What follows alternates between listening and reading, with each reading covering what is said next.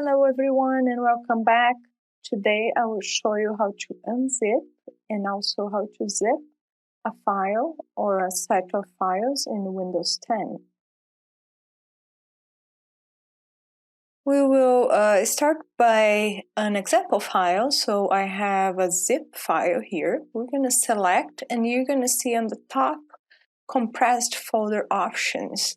You're going to click extract all and you can at this point change the name of the file or the folder that you would like to extract your files to. Click extract and here you go. So those were all the files that were inside of that original zip file.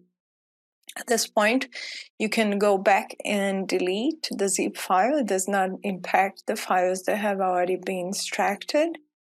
And you can see all the files there on the folder.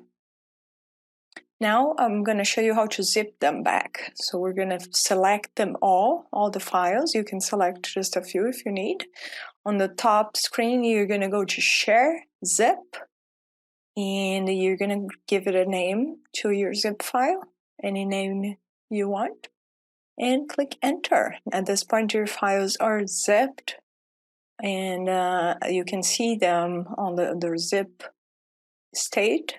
At this point, you can delete all your files, and that does not impact the files that have already been zipped.